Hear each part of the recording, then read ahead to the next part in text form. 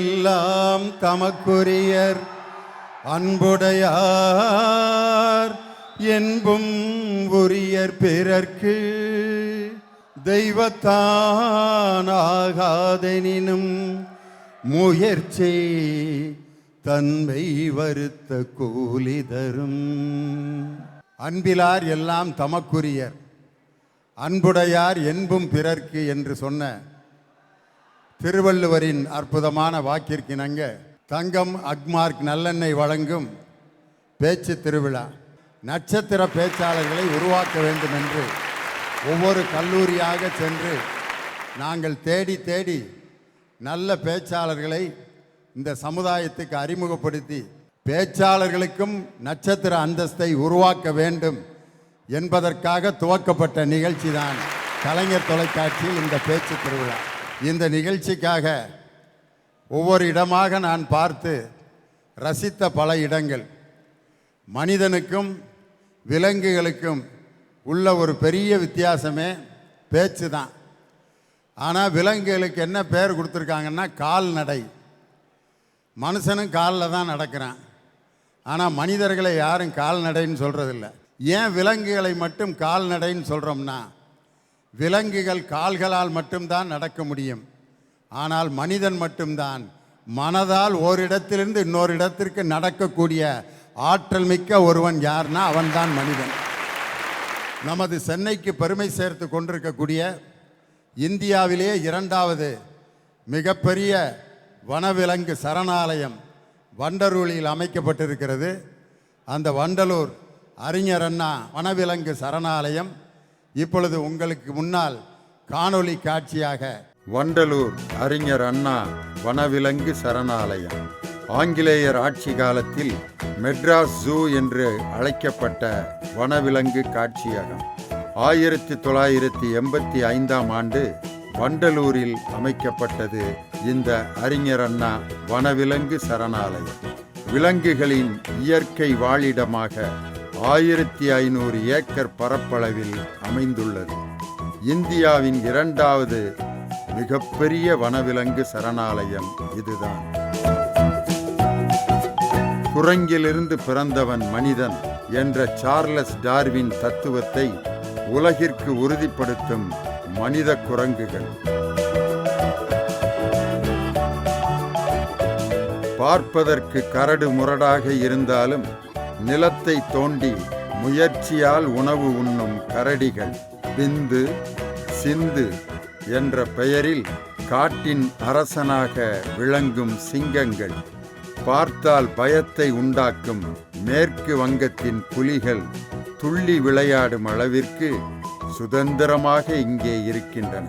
Passport இல்லாமல், பயண களைப்பு இல்லாமல் நாடு விட்டு நாடு வந்து குடும்பம் நடத்தி செல்லும் வெளிநாட்டு பறவைகள். காட்டு விலங்குகளால் தாக்கப்படுவோம் என்று தெரிந்திருந்தும் நம்பிக்கையோடு வாழும் அழகிய மான்கள்.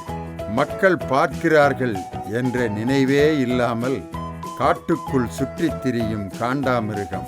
உயரமாக இருந்தாலும் தலைக்கணம் இல்லாமல் கம்பீரமாய் காட்சியளிக்கும் ஒட்டக சிவிங்கிகள். நாயிடம் நன்றியையும் பறவைகளிடம் நம்பிக்கையையும் புலியிடமிருந்து வீரத்தையும் கற்றுக்கொள்ள ஆண்டுக்கு 30 லட்சம் பார்வையாளர்கள் வந்து செல்லும் இடம்தான் இந்த அறிஞர் அண்ணா வனவிலங்கு சரணாலயம். விலங்குகளை நேசிப்போம், விலங்குகளை பாதுகாப்போம், அவைகளிடமிருந்து நல்ல வாழ்க்கை நெறிகளை கற்றுக்கொள்வோம். வணக்கம். இந்த பேச்சு திருவிழாவில் விவாதிக்கப்பட இருக்கும் தலைப்பு, பெண்ணுக்கு பெரிதும் பெருமை சேர்ப்பது அன்பா அறிவா. இன்றைக்கும் கிராமத்தில் பார்த்தீங்கன்னா அரசினர் ஆண்கள் மேல்நிலைப்பள்ளி, அரசினர் பெண்கள் மேல்நிலைப்பள்ளி, அரசினர் ஆண்கள் கலைக்கல்லூரி, அரசினர் பெண்கள் கலைக்கல்லூரின்னு தனித்தனியாக கல்லூரிகளும் கல்வி நிறுவனங்களும் இருந்துச்சு. இன்னைக்கு கோ எஜுகேஷன் என்பது நம்பிக்கை அதிகமாக இருப்பதால் தான் எல்லாரும் ஒன்றா சேர்ந்து படிக்கிற கல்லூரிகளும் பள்ளிகளும் உருவாயிருக்கு. இன்னைக்கு பெண்கள் அறிவை நோக்கி பயணப்பட்டு கொண்டிருக்கிறார்கள். பெண்களுக்கு இன்று சமமாக அறிவுக்கான தேடல் இன்னைக்கு கிடைச்சிட்டு இருக்கு. அதே நேரத்தில் அந்த அறிவு அதிகமாக பெண்களிடம் இருக்கக்கூடிய அந்த அன்பு குறைந்து வருவதை நம்ம பார்க்குறோம். அறிவு அதிகமானதுனால வேலை கிடச்சி பெரிய வேலைக்கு போயிடுறாங்க. வீட்டில் பிள்ளைய பிறந்து கிடக்குது. அந்த பிள்ளைகளை எங்கேயாவது ஆயாட்டையோ அல்லது க்ரஷ்லேயோ கொண்டு போய் விட்டுவிட்டு அந்த அம்மா காலையில் போயிட்டு சாயந்தரம் 6:30க்கு வருது. அந்த பிள்ளைகள்லாம் இப்படியே வாசல்லே இப்படியே உட்காந்துருக்காங்க. அவன் கேட்குறான் அவங்க அம்மாவை, எங்கம்மா போயிட்டு வர்ற? வேலைக்குப்பா. ஏம்மா போகிற? போகாட்டி நீ எல்லாம் சாப்பிட முடியாதுடா. அப்புறம் எதுக்குமா என்னைய பெத்த? கவனிக்காமல் வேலைக்கு போகிறையே அப்படின்னு பெத்த பிள்ளைய கூட தாயை பார்த்து ஏன் பெத்தன்னு கேட்குற நிலைமைக்கு இன்றைக்கி வந்தாச்சு. அன்பு செலுத்துவதற்கான நேரமும் வாய்ப்பும் இன்றைக்கி பெண்களுக்கு குறைஞ்சி போயிடுச்சு. பெண்களுக்கு பெரிதும் பெருமை சேர்ப்பது அன்பா அறிவா? முதல் பேச்சாளராக உங்கள் பலத்த ஆரவாரத்துடன் லாரா பாஸ்கர். ஐயா, உங்களுக்கு சுருஷ்டி தேஷ்முகுந்த் யாருன்னு தெரியுமா? எனக்கு தெரியாது யாருன்னு. அறிவால போன வருடம் ஆல் இண்டியா சிவில் சர்வீஸ்ல 5வது ரேங்க் வாங்கின ஒரு மாணவியா. அதுவே தன்னுடைய வாழ்நாளில் முழுவதையும் தன்னுடைய குழந்தைகளுக்காகவும் தொழுநோயாளிகளுக்காகவும் அர்ப்பணிச்சு ஒருத்தவங்க அமைதிக்கான நோபல் பரிசு வாங்கினாங்கன்னு கேட்டா யாரை சொல்லுவீங்க ஐயா நீங்க? தன்னிடம் காரி துப்புன ஒருத்தட்ட கூட எனக்காக இதை கொடுத்துட்ட, என்னுடைய பிள்ளைகளுக்கு என்ன கொடுக்குறேன்னு கேட்ட அந்த அன்னை தெரசாவை தான் என் அன்பினுடைய அடையாளமாவே சொல்றோம். இதனால தாங்க சொல்றேன் பெண்களுக்கு பெருமை சேர்ப்பது அன்புன்னு.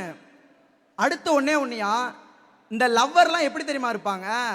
2 நிமிஷம் மற்ற பிள்ளைங்கள்ட்ட பேசணும்னா போதும் பத்திக்கிட்டு எரிஞ்சிரும் இவங்களுக்கு. ஆனா எங்க பெஸ்டி எப்படி தெரியுமா இருப்பாங்க? நாள் ஃபுல்லா லவ்வர்ட்ட கடலை போட்டாலும் பொறுமையா காத்திருந்த அன்பா நீ வாடா நான் பேசிக்கிறேன்னு சொல்லுவா பாருங்களேன். அந்த அன்பு தானே இங்க பெருசா இருக்கு.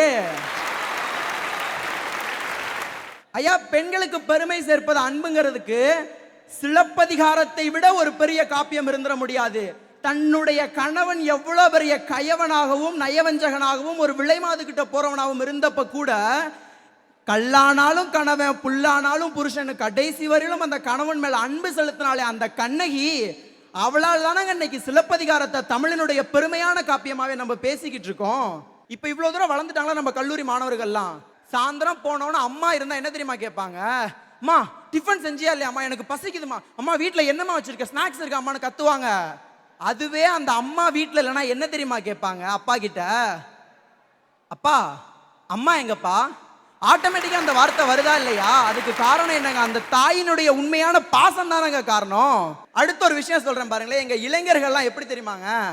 அறிவா படிச்சுட்டு ஐடி கம்பெனியில வேலை பார்க்குற புள்ளதான் தேவைன்னு கேட்க கிடையாது. அன்பா அடக்க உடக்கமா அம்மா கிட்ட பொறுமையா பேசுற பொண்ணு இருந்தா போதும் தானே விரும்புறீங்க. அடுத்த ஒரே என்னையா அடக்க ஒடுக்கமான பொண்ணு? அடக்கமான பொண்ணுன்னா சுடுகாட்டில் தான் போய் பார்க்கணும். இறுதியா ஒரே ஒரு விஷயத்தை உங்ககிட்ட சொல்லிக்க விரும்புறீங்க. அந்த காலத்துல பெண்கள் எப்படி தெரியுமா இருந்தாங்க? அன்பின் வடிவமாவே இருந்தாங்க. தன் வீட்டு வாசலில் போடும் கோலத்தை கூட அரிசி மாவுல போட்டாங்க. காரணம் என்ன தெரியுமா? அந்த எறும்புக்கு ஒரு உணவு வைக்கணும் அப்படிங்கிற ஒரு அன்பான எண்ணம். ஆனா இன்னைக்கு ஐடில வேலை பார்த்துட்டு அப்பார்ட்மெண்ட்ல இருக்க பொண்ணுங்க நடு வீட்டுல ஸ்டிக்கரை ஒட்டிட்டு வேலைக்கு போயிட்டு வரீங்களே, இது உங்க அறிவுக்கு வந்த பயம் தானங்க. உலகத்திலே மிகப்பெரிய ஏழை யாருன்னு தெரியுமாயா? எவன் ஒருவனுக்கு தன் தாயினுடைய பாசம் சரியாக கிடைக்கல அவன் தாங்க உலகின் மிகப்பெரிய ஏழையா இருக்கான். அந்த அன்பான பெண்களுக்கு தான் இந்த சமூகத்துல எப்பவுமே பெரிய மரியாதை உண்டு. எனவே அன்பான பெண்களுக்கு மட்டும்தான் இந்த சமூகத்துல மரியாதை அதிகம் இருக்குன்னு சொல்லி என்னுடைய சிற்றுரையை நிறைவு செய்கிறேன். நன்றி, வணக்கம். ஒருத்தர் டாக்டரை கல்யாணம் பண்ணிட்டாரு. திடீர்னு அவர் வேலை முடிஞ்சு வீட்டுக்கு வந்தோன்னே பயங்கர காய்ச்சல், உடம்பு வலி.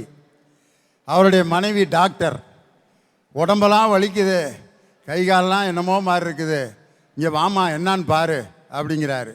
உடனே அந்த அம்மா, உங்களுக்கு வந்திருக்க ஃபீவர் மலேரியா ஃபீவர் மாதிரி இருக்கா அல்லது டெங்கு ஃபீவர் மாதிரி இருக்கா? ஏங்க கண்ணு எரியுதா? நாக்கு ட்ரையாக இருக்கா? இல்லை ஒரு மாதிரி மயக்கம் வர்ற மாதிரி இருக்கா?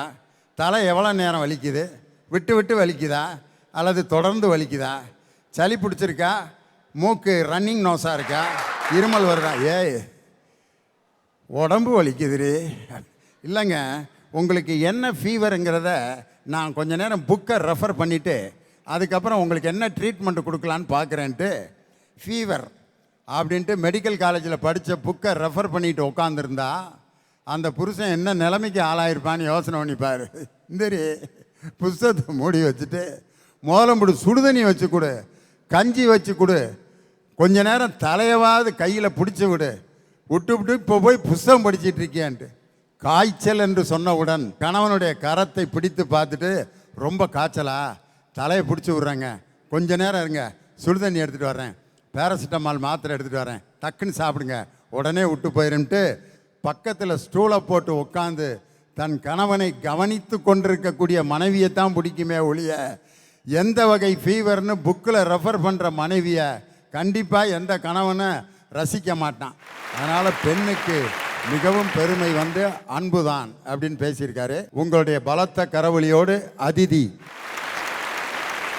ஐயா, தெரியாம தான் கேட்குறேன், அன்பை வச்சு நீ என்ன பண்ண முடியும்? இல்லை நான் தான் பிரயோஜனம்.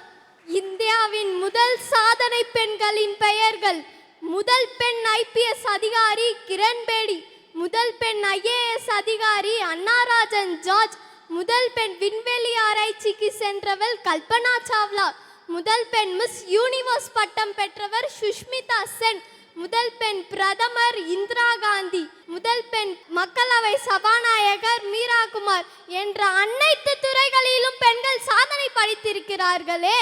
அறிவுடையார் எல்லாம் உடையார், அறிவில்லார் என்னுடைய ரேணு மில்லர். ஐயா, இதற்கு பொருள் உங்களுக்கு தெரியுமா? அறிவுடையவர்கள் தான் எல்லோருக்கும் சொந்தமாவார்கள், அறிவில்லாதவர்கள் தனக்கு மட்டும்தான் சொந்தமாக இருப்பார்களே ஒழிய மற்றவர்களுக்கு பயன்பட மாட்டார்கள். ஐயா, திருவள்ளுவர் சொன்ன பொருளை நான் சொல்றேன். என் நிலைமை பார்த்தீங்களா? ஒரு ஸ்கூல் புள்ள பொழிப்புரை கேட்டு அதுக்கு நான் பதில் சொல்லிட்டு இருக்கேன் பாருங்க வாத்தியார். அறிவு எவ்வளவு வளர்ந்திருக்கிறதுங்கிறதுக்கு இதுக்கு மேலே வேற உதாரணம் சொல்ல வேண்டியதில்லை. ஒரு பெண் அன்பாக இருந்தால் தன் குடும்பம் சிறப்பாக இருக்கும். அதுவே ஒரு பெண் அறிவு பெற்றால் தன் வம்சத்திற்கு மட்டும் பெருமை அல்ல, தன் நாட்டிற்கே பெருமை. ஐயா, இதற்கு எடுத்துக்காட்டு மகாராஷ்டிரா மாநிலத்தைச் சேர்ந்த ஒரு பெண் குழந்தை 6 வயதில் தன் கண் பார்வையை இழந்தார். ஐயா, அன்பாக பேசிவிட்டு அன்பாக இருந்தால் இவரும் ஒரு மூலையில் தான் கிடந்திருப்பார். ஆனால் தன் அறிவால் விடாமுயற்சியுடன் படித்து IAS ஆவதே தனது லட்சியமாக கொண்டு அதில் வெற்றியும் பெற்றார். ஐயா, இந்தியாவிலேயே முதல் பார்வையற்ற மாற்றுத்திறனாளி பெண் துணை மாவட்ட ஆட்சியாளர் என்ற பெருமையும் பெற்றுள்ளார். இதற்கு அவருடைய அறிவே காரணம். ஐயா, இவர் வேற யாரும் இல்லை, கேரள மாநிலத்தில் உள்ள திருவனந்தபுரத்தில் துணை மாவட்ட ஆட்சியராக பொறுப்பேற்றுள்ள மரியாதைக்குரிய பிரஞ்சால் பாட்டீல் அவர்கள்தான். ஐயா, தன் பிள்ளைகளின் மீது வைத்த அன்பின் காரணமாக குறுக்கு வழியில் நீட் தேர்வில் தேர்வு செய்ய வேண்டும் என்று எண்ணி இன்று அவர்களின் வாழ்க்கையே வீணாகிவிட்டதே. இதே அவர்கள் தன் அறிவை பயன்படுத்தி இருந்தால் இன்று அதே நீட் தேர்வில் தன் பிள்ளைகளை தேர்ச்சி பெற வைத்து மருத்துவராக படித்து வைத்திருக்கலாம். ஐயா, குரங்கு மாதிரி இருக்கிற பொண்ணையும் கிளி மாதிரி இருக்கிற பையன் சைட் அடிக்கிறானா, அதுக்கு என்ன காரணம் தெரியுமா? ஐயா, எந்தெந்த சப்ஜெக்டை யார் பேசணும்னு ஒரு விவசாயே இல்லாமல் போச்சு பாரு. குரங்கு மாதிரி இருக்கிற ஒரு பொண்ணை ஒரு பையன் ரசித்து சைட் அடிக்கிறான்னா என்ன காரணம்? நீயே சொல்லுப்பா. அந்த பெண் அறிவா இருக்கான்னா ஐயா காரணம். உள்ளூர் அழகி போட்டி வரை, உலக அழகி போட்டி வரை அழகு சோதனை நடத்துறாங்க. ஐயா, கடைசியா அறிவு சோதனை நடத்துறாங்க. யார் ஒருவர் தன் அறிவுடன் பதில் அளிக்கிறாங்களோ அவங்க தான் ஐயா அழகியா தேர்வு செய்றாங்க. பெண்களுக்கு பெருமை சேர்ப்பது அறிவே அறிவே என்று கூறி வாய்ப்பளித்த அனைவருக்கும் நன்றி கூறி விடைபெறுகின்றேன். நன்றி. பெண்ணுக்கு பெருமை அறிவுதான் ரொம்ப அழகா பேசினாங்க. அதற்கு அடுத்து பேச வருபவர் திவிஷா. அன்பு என்றாலே தாய். இந்த உலகத்திலேயே உன்னதமான ஜீவன் ஒன்று உண்டு என்றால் அது நம்மை பெற்றெடுத்த தாய்தான். இறைவன் ஒவ்வொரு வீட்டிற்கும் வந்து தனித்தனியாக அன்பு செலுத்த முடியாது என்பதற்காக தாயை படைத்திருக்கிறான். ஐயா, இப்போ அறிவுன்ற பேரில் ஃபோனில் பொழுது கடத்துறாங்க, கூகுளில் குடும்பம் நடத்துறாங்க, ஃபேஸ்புக்கில் ஃப்ரெண்ட் ஆகுறாங்க, வாட்ஸ்அப்பில் வாழ்க்கையே தொலைகிறாங்க. அன்பு தாங்க முக்கியம். இது அவங்க பாஷையில சொல்லனா, அன்பில்லாத அறிவு சார்ஜ் இல்லாத போன் மாதிரி ஒன்னுத்துக்கும் உதவாது. நம்ம சன்னன சார் சொன்ன மாதிரி பேட்டரியே இல்லாத போனுக்கு எதுக்குங்க டியூயல் சிம்மு? ஆசைப்பட்ட எல்லாத்தையும் காசு இருந்தா வாங்கலாம், அம்மாவை வாங்க முடியுமா? ஓ, அப்ப அம்மாவை தான் வாங்க முடியாது, அப்பாவை அமேசான்ல ஆர்டர் பண்ணி வாங்கலாமே அப்படின்னு நினைச்சுங்கிறாங்க இப்ப இருக்கிற அறிவான பசங்க. உங்க உள்ளங்கையில வச்சுங்கிற போன்ல இருக்கிற ஆப்பா பாக்குறத விட்டு உங்க அப்பா கையில காய்ச்சிக்கிற காப்ப பாருங்க. அப்ப அன்புனா என்னன்னு தெரியும். உங்க அம்மா உங்க மேல வச்சுக்கிற ஹோப்ப பாருங்க. அப்ப அன்புனா என்னன்னு தெரியும். அம்மா என்பது வெறும் பெயர் அல்ல, அது உயிரோடு கலந்த உதிரத்தின் உறவு. ஐயா, அன்பான பெண்கள் இருக்கும் வீட்டுல ஒரு குடும்பம் எப்படி இருக்கும் தெரியுமா? அன்னை ஊட்டிய பிடி சோற்றில் ஆயுள் முழுக்க பசி மறந்தோம், ஒற்றை கண்ணில் அடிபட்டால் 10 கண்ணில் வலி கண்டோம், பள்ளி கூடம் தந்ததில்லை பாசம் என்னும் நூல் ஒன்றை, வேதங்கள் 4 சொன்னதில்லை எங்கள் கதை போல் வேறும் இல்லை. இதே அறிவான பெண்கள் இருக்கும் வீட்டுல என்ன மாதிரி குழந்தைங்களோட நிலைமை என்னன்னு தெரியுமா? கோழி ஒரு கூட்டிலே, சேவல் ஒரு கூட்டிலே, கோழி குஞ்சு 2 இப்போ அன்பில்லாத காட்டிலே. படிச்சு அறிவார்த்த பெண்கள் தான் தைரியமா இருப்பாங்கன்னு நினைச்சிட்டு இருக்காங்க. ஆனா அந்த காலத்துல புலியை முரத்தால் அடித்து விரட்டினார்கள் நம் தமிழ் பெண்கள். தன் நாட்டின் மீது கொண்ட அன்பினால் வெள்ளையனை எதிர்த்து போரிட்டார் வீர தமிழச்சி வேலு நாச்சியார். தன் கணவன் மீது கொண்ட அன்பினால் மதுரையை எரித்தாள் கண்ணகி. இவர்கள் எல்லாம் அன்பிற்காக போராடினார்கள். அதனால் தான் வரலாற்றில் இடம் பிடித்திருக்காங்க.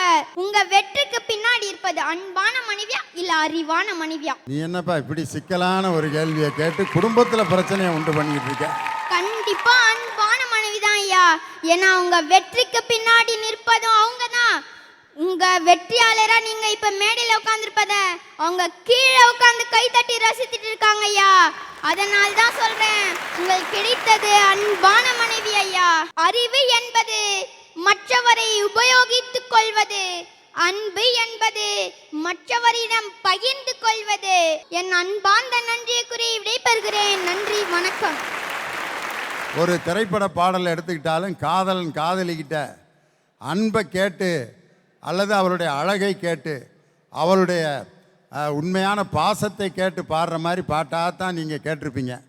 எங்கேயாவது நீ படிச்சிருக்கியா, எவ்வளோ படிச்சிருக்கன்ட்டு எந்த பாட்டிலையாவது ஒரு காதலன் காதலியை பார்த்து கேட்குற மாதிரி பாட்டு இருக்கா?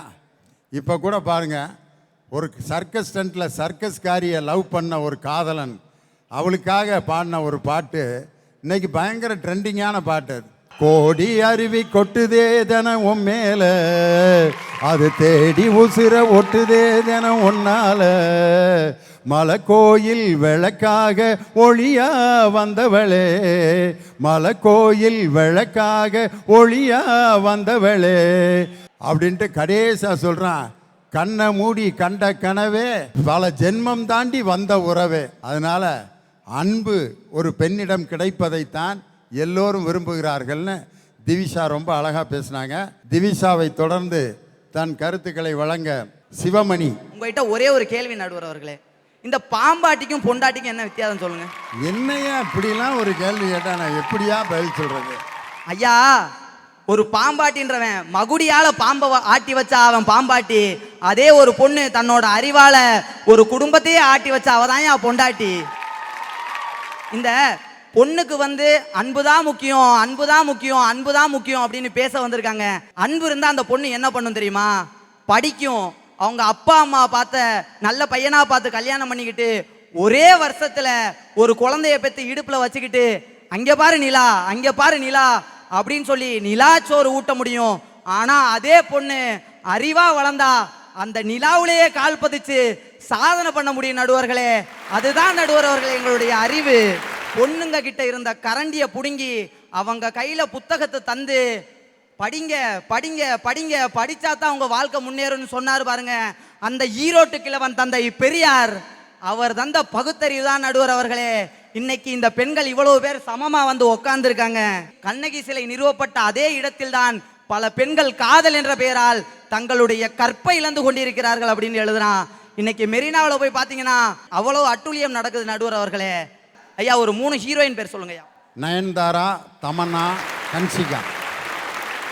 ஐயா அவங்கெல்லாம் நல்லா தெரிஞ்சுங்க ஐயா, அவங்கெல்லாம் ஹீரோயின் இல்ல, அப்புறம் அவங்கெல்லாம் நடிகைகள். ஹீரோயின்னா யார் நான் சொல்றேன், நம்மெல்லாம் மறந்த ஒரு ஹீரோயின் இருக்காங்க. யார் தெரியுமா? மதுரை மாவட்டத்தில் தியாகி லீலாவதி அப்படின்ற ஒரு பெண் சாதாரண கைத்தறி நெசவாளர் குடும்பத்தில் பிறந்து தன்னுடைய முழு வாழ்க்கையையும் பொது நலத்திற்காக அர்ப்பணித்த அந்த தியாகி லீலாவதி, மலாலா, ஜான்சி ராணி, இதை போன்ற பெண்கள் தான் என் ஹீரோயின். இனிமே உங்களுக்கு பிடிச்ச ஹீரோயின் யார் அப்படின்னு கேட்டா தயவு செஞ்சு எல்லாருமே எனக்கு வேலு நாச்சியாரை பிடிக்கும், எனக்கு அன்னை தெரேசாவா பிடிக்கும் அப்படின்னு சொல்லுங்க. மாத்தி நயன்தாரா, சமந்தான்னு சொல்லாதீங்க. ஐயா முன்னாடியெல்லாம் இந்த பொண்ணுங்க வீட்டில் விளக்கேற்றிட்டு இருந்தாங்க, ஆனா இன்னைக்கு ஒலிம்பிக் வரைக்கும் போய் ஒலிம்பிக் தீபம் ஏத்துறாங்கன்னா அதான் எங்க பெண்களுடைய அறிவு. கடைசியா ஒன்னே ஒன்னு சொல்ல விரும்புறேன், உங்கள் அறிவென்னும் சிறகை விரித்திடுங்கள்.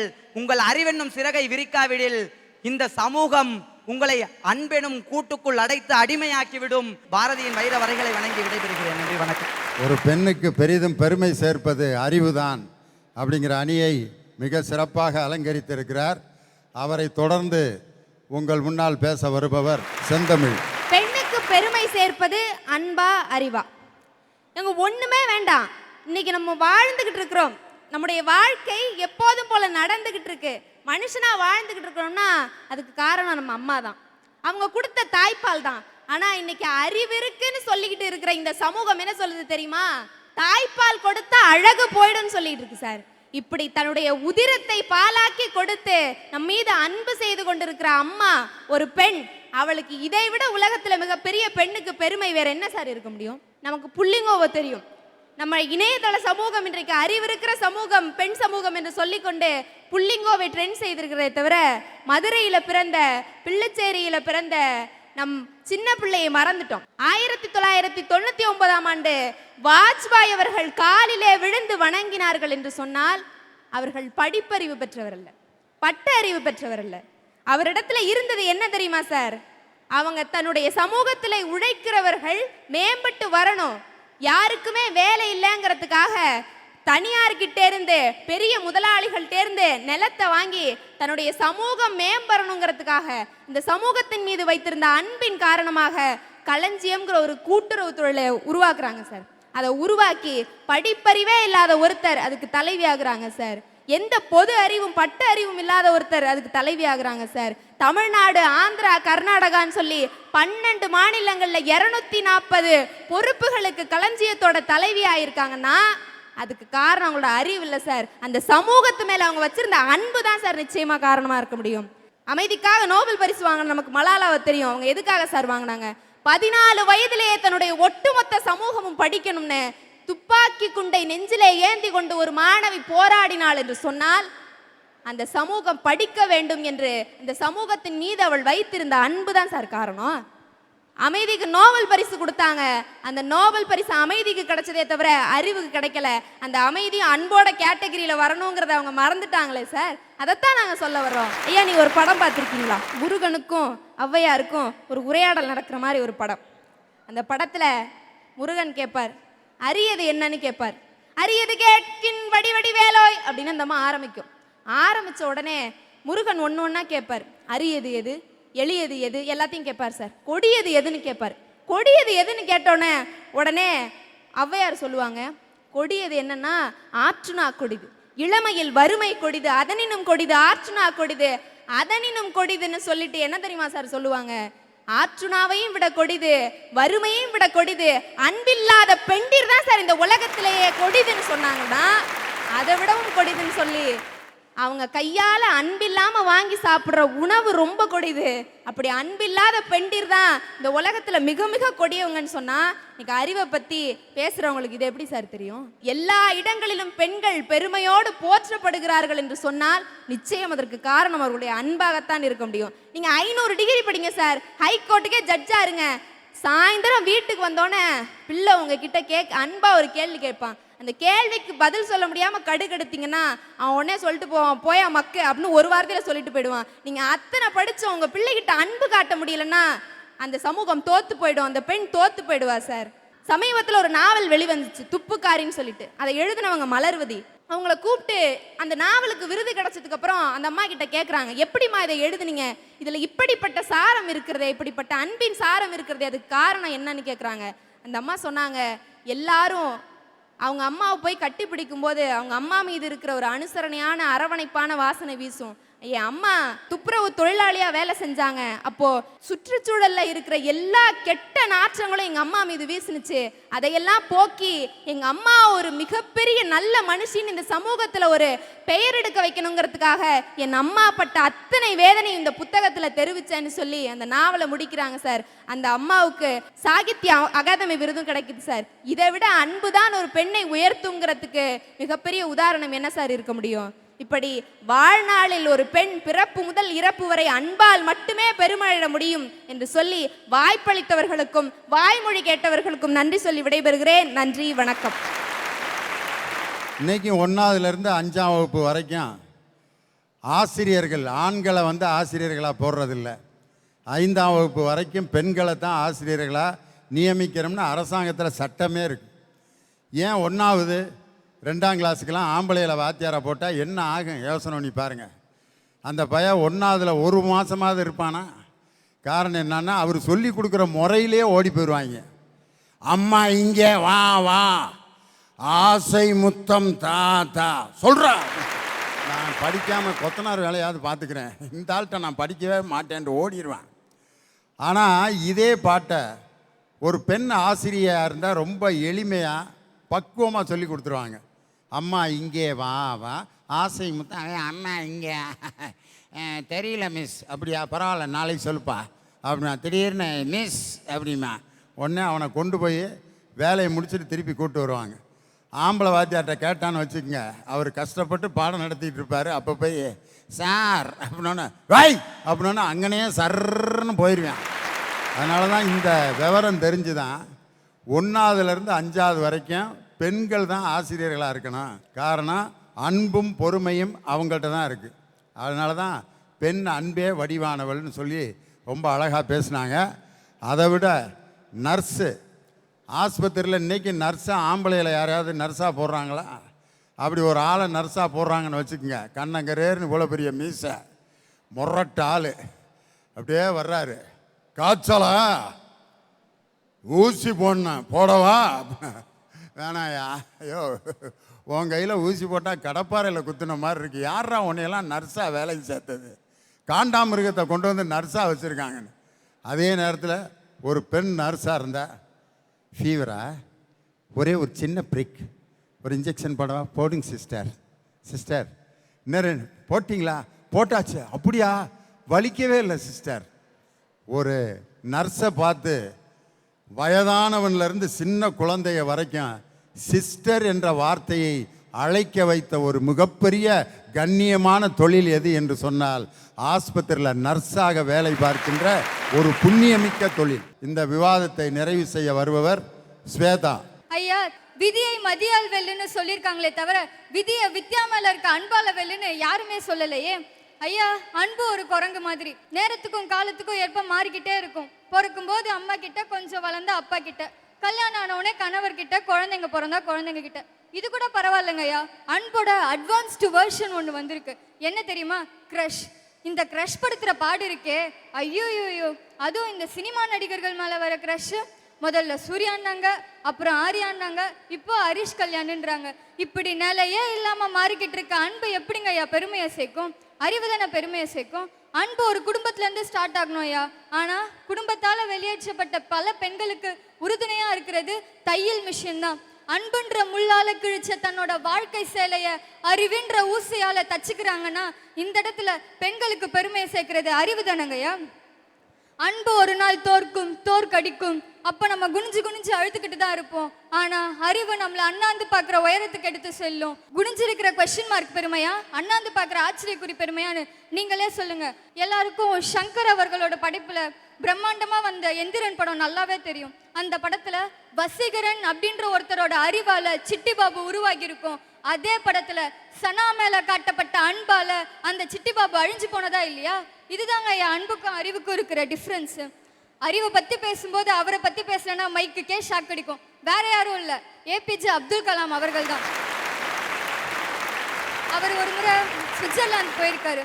அந்த நாட்டு அதிபர் அவரை கூப்பிட்டு, எங்க நாட்டுல நாங்க எதுக்கோ தினங்கள் கொண்டாடுறோம், ஆனா இது வரைக்கும் அறிவியல் தினம்னு ஒரு நாள் கூட கொண்டாடினது இல்ல. ஆனா உலகமே வியந்து பார்க்கிற விஞ்ஞானி நீங்க எங்க நாட்டுக்கு வந்த இந்த தினத்தை தான் நாங்க அறிவியல் தினமா கொண்டாட போறோம்னு சொன்னா அந்த இடத்துல ஜெயிச்சது அவரோட அறிவு தானங்கய்யா. அப்துல் கலாம ரோல் மாடலா எடுத்திருக்க பாஸ்கர் அண்ணா அன்புதான் பெருமைன்னு பேச வந்திருக்காரு. அண்ணா, இந்த அன்பு, அக்கறை, பணிவு, கனிவு, கருணை, பாசம், நேசம் இதெல்லாம் இரும்பல் மாதிரி எப்போ வரும்னு தெரியாது, எப்படி வரும்னு தெரியாது. வந்தா ஏன் வந்தனும் கேட்க முடியாது, போனா ஏன் போறனும் கேட்க முடியாது. இன்னைக்கு மித்தாலி ராஜ்ல இருந்து PV சிந்து வரைக்கும், சாய்னா மிர்சால இருந்து ஸ்மிருதி மந்தனா வரைக்கும், ஏன் லக்ஷ்மி மேனன்ல இருந்து நித்யா மேனன் வரைக்கும் எல்லாரும் தங்களோட ரசிகர்களுக்கு என்றும் அன்புடன் வித் லவ் அப்படின்னு ஆட்டோகிராஃப் போடுறாங்க. நான் இல்லைன்னு சொல்லல. அவங்க ஆட்டோகிராஃப்ல வேணா அன்பு இருக்கலாம், ஆனா அவங்க சிக்னேச்சரை ஆட்டோகிராஃபா மாத்துனது அவங்க துறையில அவங்களுக்கு இருந்த அறிவு தானே. அப்புறம் எப்படி நீங்க அன்பு அன்புன்னு பேச முடியும்? புனித நீரன்னு ஒரு டப்பால அடைச்சு கொடுத்தா அதை பூஜை ரூம்ல வச்சு பூஜை பண்றாங்க. ஆனா உண்மையா கடவுளால அனுப்பப்படுற புனித நீர் மழை நீர் தான். அதை நம்மள எத்தனை பேர் ஒழுங்கா யூஸ் பண்ணிட்டு இருக்கோம்? அந்த அறிவு நம்ம கிட்ட இருக்கா? இப்படி நாட்டோட ஒவ்வொரு வளர்ச்சிக்கும் அறிவு தேவைப்படுதுன்றப்ப பெருமையை மட்டும் அன்பு எப்படிங்கய்யா தரும்? ஐயா, அன்பு லாலே லாலா இப்படி பீச்சியம் மறிங்கய்யா.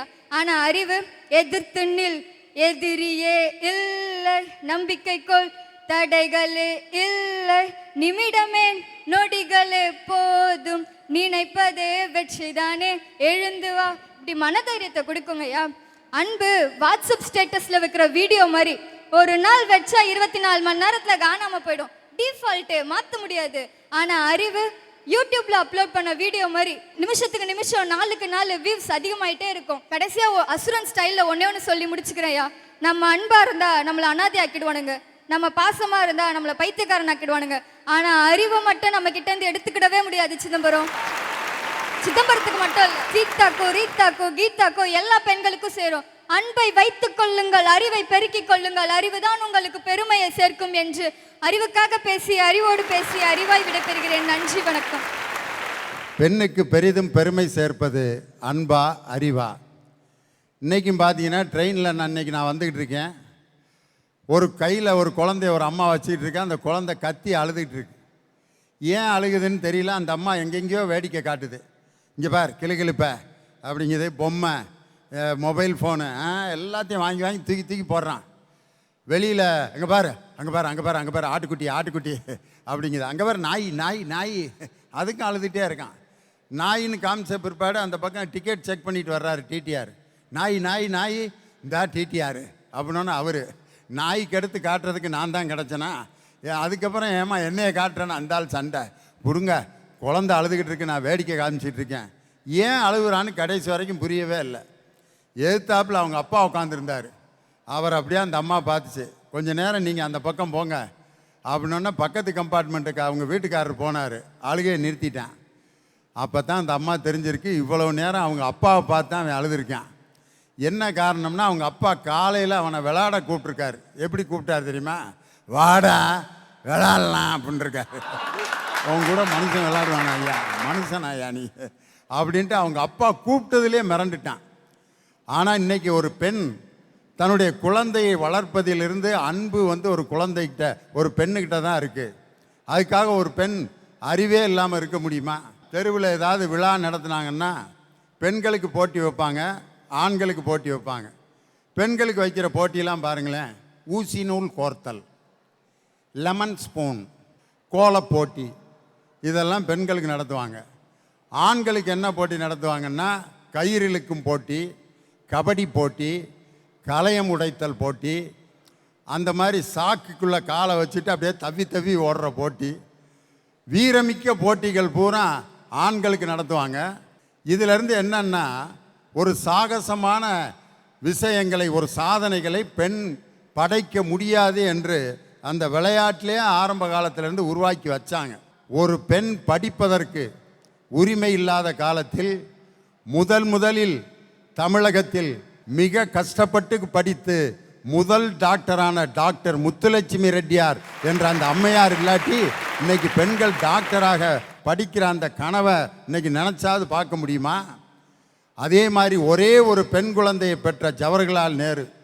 ஆனால் இன்னைக்கு சமுதாயத்தில் ஆம்பளை பிள்ளை பிறந்தா சந்தோஷப்படுறான், பொம்பளை பிள்ளை பிறந்தா எவ்வளவு பெரிய பணக்கார வீட்டில் இருந்தாலும் இந்த இப்படி டல்லாகிடுறாங்க. என்ன பிள்ளை மாமா? பொம்பளை பிள்ளைப்பா, ஏன் வேதனைப்படுற? நான்லடா கடனை கட்டினேன்.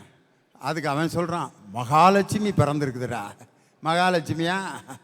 கல்யாணத்தப்போ இப்போ நகை வாங்க வருவேன்ல, அப்போ வா நீ பணம் கொடு ஒரு 5 லட்சம். மகாலட்சுமி நீங்கள் சொல்லிட்டு போயிடுவீங்கடா, கல்யாணம் முடிக்க போகிறப்ப நான்லடா கஷ்டப்படணும் அப்படின்னு ஒரு பெண் பிறந்தாலே அதை செலவு, அது வேதனை அப்படிக்கிட்டு இருந்த காலம் போய் ஒரே ஒரு பெண் குழந்தையை பெற்று அந்த பெண் குழந்தைக்கு தான் சிறையில் இருந்தபோது தொடர்ந்து கடிதங்களை எழுதி இந்தியாவிலேயே இதுவரை இரும்பு மனிதரை போல இரும்பு பெண்மணி என்று பாராட்டப்பட்ட அன்னை இந்திரா என்ற பிரதமரை உருவாக்கியது ஜவஹர்லால் நேரு. ஒரு பெண்ணால் பிரதமராக முடியும் என்று உலகத்திற்கே எடுத்துக்காட்டாக திகழ்ந்த அன்னை இந்திராவால் ஒரு நாட்டையே நிர்வகிக்க முடியும் அப்படின்னா பெண்ணுக்கு அறிவு தானையா மிகப்பெரிய சுதந்திரம் அப்படின்னு யார் அறிவுன்னு பேசுகிறவங்க பேசுகிறாங்க. மராட்டிய வீரன் சிவாஜி கணேசனுக்கு அவங்க அம்மா ரிங்கா ரிங்கா ரோசஸும் அம்மா இங்கே வாவாவும் தோசையம்மா தோசையும் இந்த அணில் ஆடி இலை ஈசி உரல் ஊக்கல் ஊசி இந்த பாடத்தை மட்டும் நடத்தியிருந்தா இன்னைக்கு மராட்டிய சிங்கம் என்று அழைக்கப்பட்ட சிவாஜி இன்னைக்கு உருவாயிருக்க மாட்டார். அந்த குழந்தைக்கு தாய், அந்த மராட்டிய வீரன் சிவாஜியினுடைய தாய் வீரமிக்க கதைகளை சொல்லி சொல்லி சொல்லி தன் மகனை வீரனாக்கி அவன் வெற்றி பெறுகின்ற காட்சியை பார்த்து மனம் பூரித்து போன அந்த வெற்றி தாய் அந்த மராட்டிய சிவாஜி காலத்திலிருந்து இன்னைக்கும் தைரியமான துணிச்சலான பெண்களைத்தான் இன்னைக்கு நம்ம பார்த்துட்ருக்கோம். அதுக்காக ஒரு பெண்ணுக்கு அன்பு முக்கியமா அறிவு முக்கியமா? ஒரே ஒரு செய்தி சொன்னால் இந்த விவாதத்தை நிறைவு பண்ணிடலாம். எல்லாருக்கும் தெரிஞ்ச நோபல் பரிசு பெற்ற மேடம் கியூரி, அவங்களுடைய கணவர் பியரி கியூரி, இவங்க 2 பேரும் ரேடியம் என்ற அந்த கதிரியக்க தனிமத்தை, ரேடியோ ஆக்டிவ் எலிமெண்ட்டை கண்டுபிடிச்சாங்க. அதை கண்டுபிடிக்கிறதுக்குள்ள அவங்களுக்கு கண் பழுதாகி ரொம்ப கஷ்டப்பட்டு அந்த கண்டுபிடிப்பை கண்டுபிடித்து அதை உலகிற்கு அறிமுகப்படுத்தி அந்த அம்மாவுக்கு நோபல் பரிசு கிடைத்தது. அவங்க அறிவால் நோபல் பரிசு வாங்கியவர் மேரி கியூரி என்ற அம்மையார். ஆனால் இன்னைக்கு மேரி கியூரி என்ற அம்மையாரை பற்றி ஒரு பரீட்சையில் கேள்வி கேட்டால் அவர்கள் ரேடியோ ஆக்டிவ் எலிமெண்ட் கதிரியக்க தனிமத்தை கண்டுபிடித்து அதற்கான நோபல் பரிசை பெற்றார். இதை எழுதினோம்னா நம்மளுக்கு சயின்ஸில் 2 மார்க்கு வாத்தியார் போடுவார். ஆனால் அதே நோபல் பரிசை இன்னொரு பெண் பெற்றார். எதற்காக? அமைதிக்கான நோபல் பரிசு. அவர்தான் இன்னைக்கும் 89 வயதில் கூட ஒரு 16 வயது பெண் தரக்கூடிய ஒரு மயக்கத்தையும் அன்பையும் மகிழ்ச்சியையும் கருணையையும் பாசத்தையும் அந்த வயது முதிர்ந்த முகத்தில் காண முடிந்தது என்று சொன்னால் அமைதிக்கான நோபல் பரிசு பெற்ற அன்னை தெரசா என்ற அற்புதமான அந்த அன்பின் வடிவமான அந்த பெண். 2 பேருக்குமே நோபல் பரிசு கிடைச்சது. மேரி கியூரி அறிவால் நோபல் பரிசு பெற்றார், அன்னை தெரசா அன்பினால் நோபல் பரிசு பெற்றார். 2 பேருக்கு என்ன வித்தியாசம்? மேரி கியூரியை பின்பற்றி ஒரு மிகப்பெரிய இயக்கம் உலகம் முழுவதும் இல்லை.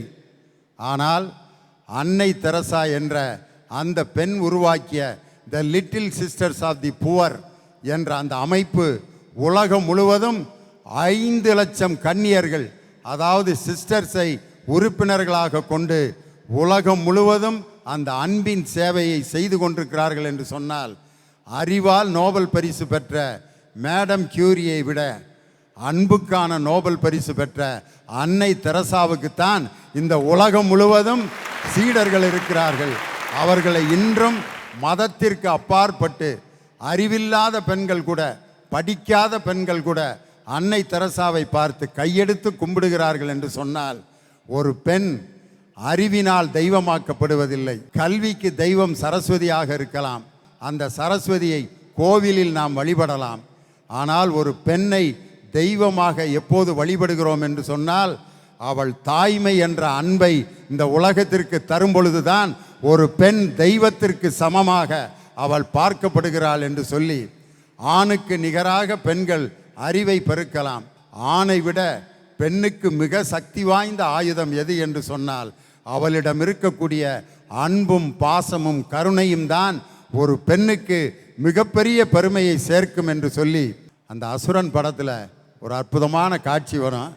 எல்லுவைய பூக்களையே ஏறெடுத்தும் பார்க்கலையே, ஆளான உன் சீரிப்பு கொத்துதையா, அச்சொருந்த ராட்டினம் போல் சுத்துதையா, கொள்ளையில வாழையல கொட்டடியில் கோழி குஞ்சு, அத்தனையும் ஓ மோகத்தை பாக்குதையா, ஆடு மாடு வெறும் வாய மெல்லுதையா, எல்லுவைய பூக்களையே ஏறெடுத்தும் பார்க்கலையே, ஆளால உன் சீரிப்பு கொத்துதையா, அச்சருந்த ராட்டினம் போல் சுத்துதையா. அந்த படத்தின் கதாநாயகி தன்னுடைய நிலத்தில் மோட்டரில் தண்ணி எடுக்கும்போது அறிவுபூர்வமாக கேள்வி கேட்டு அவனை தாக்குவாள். அந்த நேரத்தில் கைதட்டு வாங்காத அந்த கதாநாயகி தன்னுடைய மகனை இழந்து இளைய மகனையாவது காப்பாற்ற வேண்டும் என்று அந்த அன்பால் பாடுகின்ற பாட்டு அசுரன் படத்தில் பாடப்படும் பொழுதுதான் அரங்கமே கைதட்டி அந்த பெண்ணை உற்சாகப்படுத்தியதை ஒழிய, அந்த அன்புமிக்க தாய்மை ஒரு பெண்ணிடம் இருப்பதால் தான் பெண்ணுக்கு மாபெரும் சக்தி இன்னைக்கு உருவாகி இருக்கிறது என்று சொல்லி, ஒரு பெண்ணுக்கு பெரிதும் பெருமை சேர்ப்பது அறிவு அல்ல, அன்புதான். அன்புதான் என்று இந்த விவாதத்தை நிறைவு செய்து